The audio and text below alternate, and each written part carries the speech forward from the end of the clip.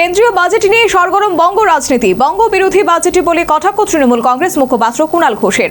অপরদিকে বাংলার বিরোধী দলনেতা শুভেন্দু অধিকারী কেন্দ্রীয় বাজেটকে দুহাত তুলে সমর্থন করেছেন।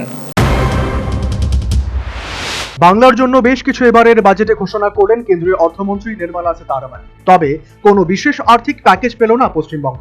বিহারের মতো নেই একাধিক চমকও, অর্থাৎ তৃণমূল কংগ্রেসের দাবি মান্যতা পেল।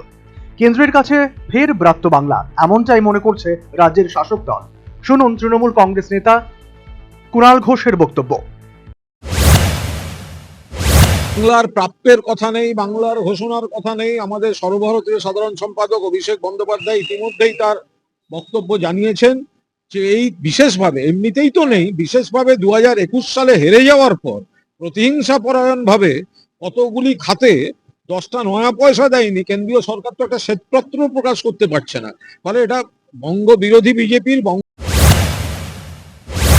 অর্থমন্ত্রী রবিবার বাজেট ঘোষণায় অর্থমন্ত্রী পণ্য পরিবহন পরিকাঠামো উন্নয়নে বাংলার জন্য বিশেষ রূপরেখা পেশ করেছেন।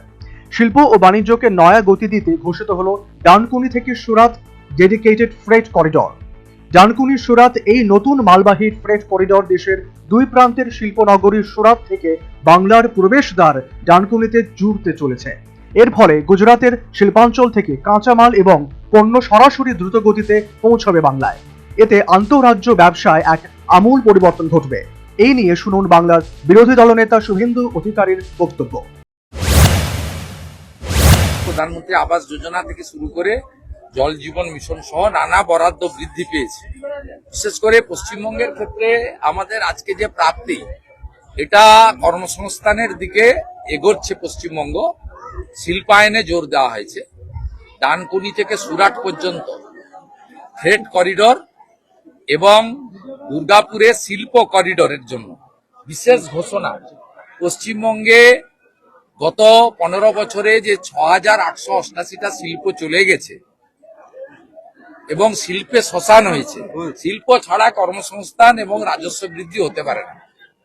সেই জায়গায় একটি নতুন দিশা আজকের এখানে দেওয়া হয়েছে। এর বাইরেও শিলিগুড়ি সহ নানা উন্নয়নমূলক দিক ও পশ্চিমবঙ্গ অবস্থিত কেন্দ্রীয় সরকারের বিভিন্ন সংস্থাতে পর্যাপ্ত পরিমাণ বরাদ্দ এই বাজেটের মধ্যে করা হয়েছে। পাশাপাশি যাত্রীবাহী ট্রেনের ক্ষেত্রেও বিশেষ ঘোষণা কেন্দ্রীয় অর্থমন্ত্রীর। উত্তরবঙ্গের যোগাযোগ ব্যবস্থায় বৈপ্লবিক পরিবর্তন আনতে চলেছে Varanasi Siliguri high speed rail corridor. Varanasi Siliguri high speed rail corridor ছাড়াও আরো 6টি হাই স্পিড রেল করিডরও তৈরি করা হবে বলে ঘোষণা করেন অর্থমন্ত্রী। Bureau report, news vanguard.